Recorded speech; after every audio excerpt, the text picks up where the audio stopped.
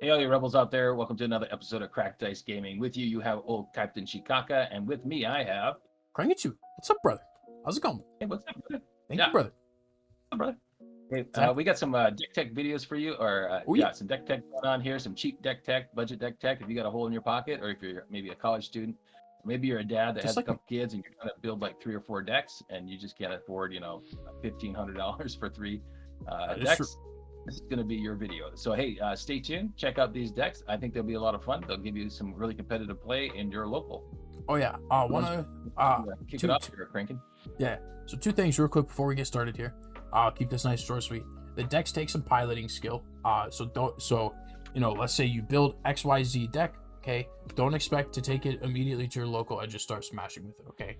It takes a lot of, so like when you're playing these decks, you have to have a lot of card knowledge, and a lot of knowledge about your opponent's deck in order to make it work. So if you know exactly how they're gonna play, what they're gonna play, you'll be fine. But also another thing, we're trying to keep them under $100. Some might be just right at that $100 mark. Others are gonna be a little bit cheaper. So let's hop right into it here. We're gonna start it off with my favorite personal deck. I love this deck. Best deck in the game, in my opinion. It's called Sabine Cover Zero. So we did a full deck tech on this a couple days ago, 4 days ago. Yeah. So if you want to check that out, great video. It breaks it down completely in depth. Your turn one, rounds 1 through 6. What your sideboard does, all that kind of way. Yep. So, but just some highlights here. So your turn 1 play, obviously you're gonna be lane dodging. We called it. If you could dodge wrench, you can dodge a ball. Basically, you're gonna just dodge whatever your opponent does. You actually want to go second. This is the one deck, Duck dive, dip and dodge. dodge, duck, dip, dive, and dodge, something like that. Yeah, exactly. Yeah. So that's basically Dodge, what you're duck, gonna dive, do. Yeah. something like that. So this is the one deck, at least one of them, that I'll say you actually want to go second. Just because. Just a Houlihan. Yeah. We got it, Coach. We got it. You want to go second. Just tell us what to do. So you want to go second with this deck, all right? And then your ideal turn 1 play is dodge their lane, either play Green Squadron or Sabine. That's great. Next round, you're gonna want to play your red 3 Fleet Lieutenant or Wing Leader. Those are all your great plays. Wing Leader's ideal play. You can pop it on your Green Squadron or your Sabine. This is where it gets really great though. So turn 3, Sabine comes out.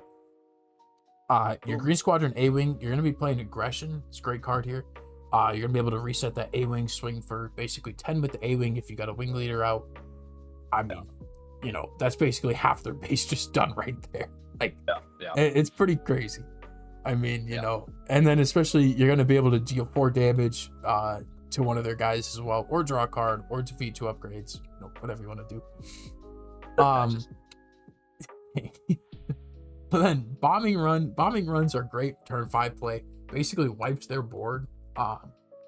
So like if they're heavy into ground or they're heavy into space opposite of you, it just wipe their board. That's pretty much it.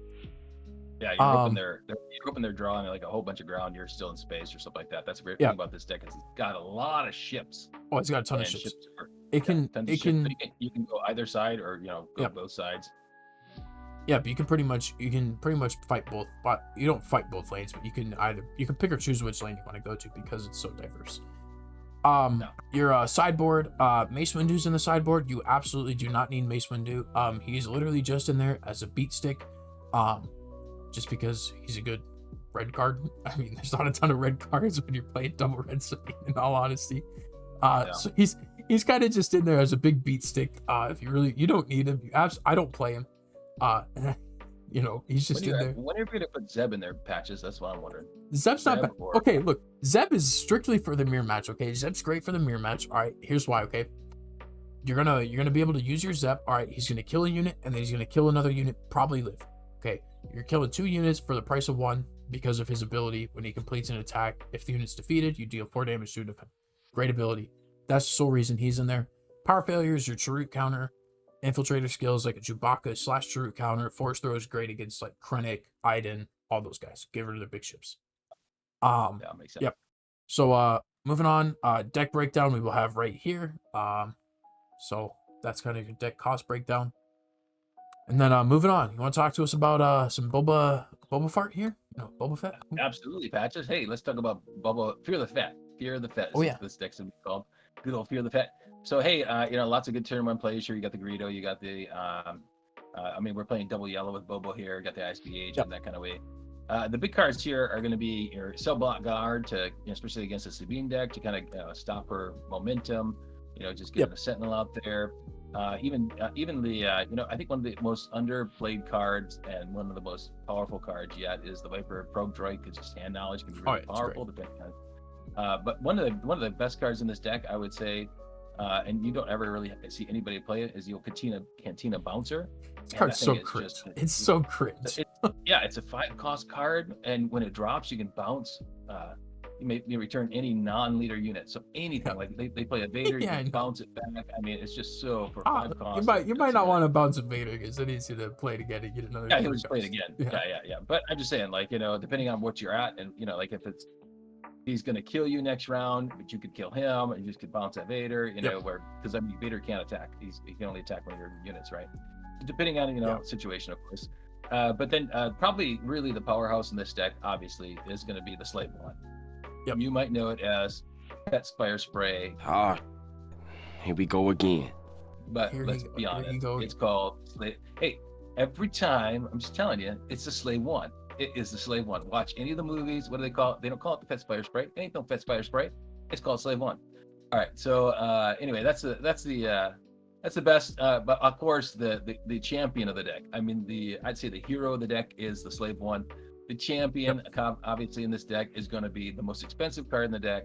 Must have for this deck is going to be your Cunning. And just a powerful card.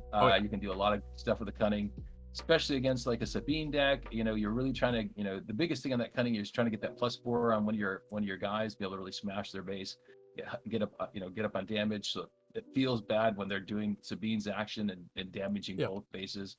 If you're up 4 or 5 damage, it feels like, okay, they could bring out something and potentially win the game, right? So that feels bad. The exhaust of 2 units can be really powerful.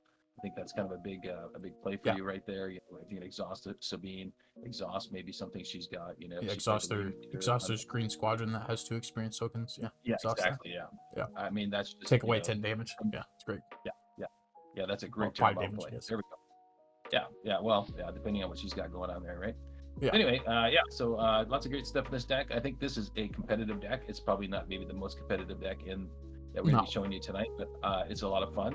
I think it's certainly not maybe the top tier, but I'd say it can compete with those top tier decks, depending on how good a pilot you are. Again, you have to be a good pilot with this deck. You got to be smart. You got to know what to play, what not to play. And if you don't know those plays, you're probably better off with Sabine, honestly. Yeah. The Sabine deck is kind of like the no-brainer deck. I mean, it's just going base, basically. No brain, no thought. Yeah. I mean, you look at what you got the wing leader, you got some kind of 1-cost card, 2-cost card. I mean, it's a no-brainer, right? This takes a little bit more moxie. Don't take this deck and we don't want to hear all your comments like I took this deck to my local and got crushed because I suck at this game. Hey, that's between you and the deck, right? But this is a competitive deck. Like I said, it's a great deck. I know not a lot of people are on double yellow Fett, but that Cunning I honestly think is such a powerful card. Oh, it's a really powerful card. Yeah, if you already got some Cunnings. The other thing on this deck is we've got the Change of Heart. Hey, if you don't have Change of Heart already, it's like $10 or something for Change of Heart. Yeah. You kind of push this deck maybe over $100. A little over 100, yeah. It'd be like 110 or so, give or take a little bit. Yeah. Currently. So that's a sideboard card that you don't have to have. Honestly, if you have them already, throw them in there. If you don't, just throw something else in. Honestly, there's some other good options out there you could throw in, that are going to be like double yellow or just that villain card that you could throw in. The way that this just gotta add in here, the way the deck is played, it's played a little bit like Sabine. You're not going full aggro, okay? Don't get me wrong, because you're mixing in a little bit of control. With those asteroid sanctuaries, there's no good to me dead, Cunning, even a little bit of control, Cantina Bouncer. But you're kind of playing aggro a little bit because you're gonna be playing stuff like Surprise Strike. Cunning's giving you +4, Shoot First giving you +1. You're playing some guys with ambush, sneak attacks, bring in your Slave One a turn earlier, smack him for 5. Different stuff like that. So it's a little bit aggro-y, but this is where this one takes more finesse because you have to understand when you're going aggro or when you're the beatdown versus when you're not the beatdown. and when you're going to be playing that more control, Absolutely, yeah. You're gonna have to know when you're gonna keep those control cards, or are you gonna ink those control cards? Plus, you gotta know when, hey, am I gonna actually go after their characters or their units, or am I gonna just hold back or just really go hard at their base? It just depends, So a lot of that, it's gonna take some practice with this deck. Oh, I absolutely. would really encourage you, if you want to play this deck, you have to play it before you take it to your local. Maybe a friend to play it online or something like that, or play one-on-one, whatever. But yeah, it's not a deck you can sit down with and just immediately play. Moving on. All right, deck breakdown gonna be right here. You can see the total cost, what cards you need to buy. Also, if you have an extra card, it might not cost as much, like if you already have a Fet's Fire Spray, something like that. So all right. Yeah, you got some of those. So so Chick Donovan, he's not here with us today, unfortunately. He's at work. So we're gonna he's not here to give us this in-depth tutorial on what he's calling Childish CH. No, this deck is so trash. I hate playing against this deck because it's so cringe. It's so dumb. This deck really depends. It's either really good or really bad. And also, this one takes a lot more skill than the other two, and takes a lot more finesse to be able to play. Now, Chicky D's a really good player. Doesn't make a lot of mistakes. Me and Coach, we're okay players. So this deck's a little finessey. But kind of your breakdown here. It's I don't know how you describe it. It's kind of a control deck, honestly. Like it's a little control-y. Similar. It's just a lot similar to the Boba Fett deck. Chicky D also said he still needs to do. Yeah, Chicky D said he still needs to do some refining for the deck, so it's not perfect right now. But this is kind of what the standard list would look like without making too many adjustments for it. It's a really good deck, especially because it's kind of a surprise deck. Nobody's expecting you to play this. Nobody really knows what's in this deck when they're playing against it. So like, if you take this to a local, if you practice with it online, against your friends, practice on Force Table if you absolutely have to, know all the ins and outs of this deck. I mean, it's really good. Like, he's beaten my Krennic deck multiple times. He's beaten Red Sabine with it. I mean, it's really cringe. It's kind of cringe because you're kind of stopping your opponent from doing a lot of good stuff. I guess kind of some highlights here that we're looking at. Spark of Rebellion, really cringe card, because you're looking at your opponent's hand, discarding a card from it. That's really cringe. Bodhi Rook, really cringe. Looking at an opponent's hand, discard a card from it. It's so dumb. Funny, especially those decks that are little star for cards anyway, like a Sabine deck that's she's trying to put out loads of units, and she's got 1 or 2 cards. And she only has 1 unit to put out. Yeah, it really sucks. I'm going to win the game with my Fleet Lieutenant next round. And you play the Bodhi, and boom, nope, that's gone. It's really annoying to play against, and so there's kind of that little finesse ability, or possibly your Crafty Smuggler probably is your Crafty Smuggler, or your Insurgent, your Lawful Insurgent. Lawful Insurgent, that's pretty good too. But you probably want to play Craft. So I'm not 100% sure on this deck, so take our opinion with a grain of salt here. So I'd say probably Crafty Smuggler turn 1 is probably really good, or Spark of Rebellion turn 1 is really good too. Turn 2 probably Bodhi Rook is probably your best turn 2 play, I would assume. Looking at the hand, discarding stuff from it.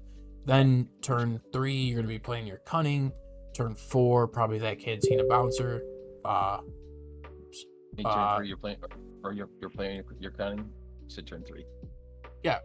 Round 3. It's the same thing. It's 4 costs, so you'd be at 1. You'd be at 4. Then Chewbacca, or Cantina Bouncer. You're probably playing a lot of on curve with this deck, honestly. You're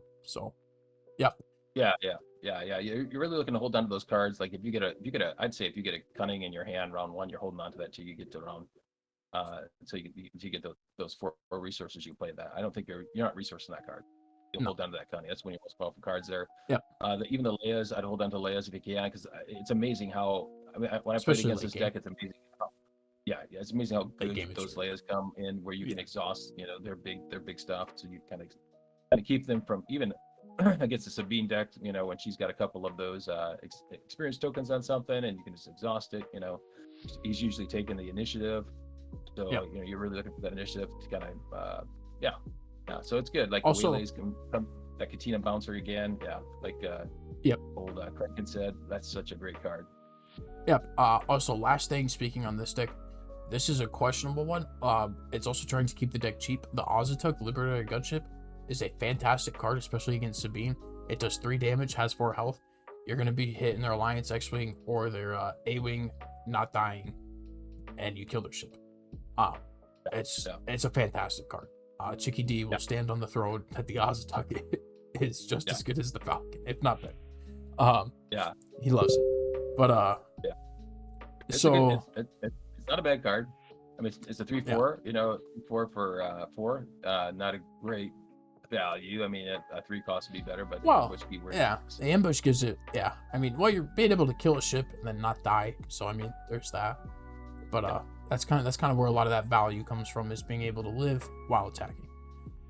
So that's kind of hopefully we will try and get Chicky D to do a full deck breakdown on this sometime soon here, whenever he is not working, just so that y'all have a fully fleshed out way to be able to play Childish Jin and make Jin work. All right, deck breakdown. I think that I was gonna say I think the key to this deck is pretty much you're looking to exhaust a lot of their units. That's a big thing. You're looking to exhaust their units and attack with your. Not necessarily. Not necessarily exhaust them, but bounce them, or bounce them back to their hand. A lot of the ones that you know, like you got Leia that exhausts. You got what's the other one? The hunting exhaust. The outer rim, headhunter, smug or caught. Headhunter exhaust. Yeah. There's a lot of ones that either exhaust or bounce. Yeah. So it's kind of that's kind of what you're looking at. You're looking at exhausting and bouncing a lot of stuff. Like wait till they play their big stuff and then bounce it. So deck breakdown will be right here. And moving on to the last one. So again, this is another Chicky D deck. Okay, I'm not gonna lie, Chicky D probably makes the best decks out of all of us. So this one is double green Leia. It does play command. It does play home 1 and U-wing reinforcement, which I know are all a little bit pricier. I think command, want to say, is 14 right now. We'll have it in the deck breakdown in the next slide. Home 1 I think is 13, and U-wing I think is like $8. So we'll check the deck breakdown on the next slide. We'll see in a minute here. But this deck is, I don't want to say it's aggro. It's kind of aggro. It's basically you're just smacking stuff around as much as possible. Also, one thing I will say, Strike True, I'm not a fan of it. Chicky D is a fan of it. I personally like Rebel Assault more. I think Rebel Assault's a better card, especially because it's only a 1 cost. So being able to, attack with a bunch of rebels, pretty much everything in this deck is a rebel, aside from like Yularen, Steadfast Battalion, and then your Reinforcement Walker.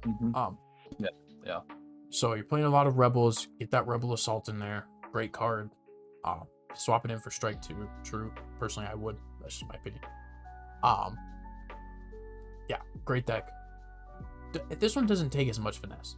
You're kind of, you're playing your Battlefield Marine, you're playing a Wing Leader or a Fleet Lieutenant, you're playing Command next turn, then you're probably playing, a Steadfast Battalion, ECLing the Steadfast Battalion into their leader with, something else.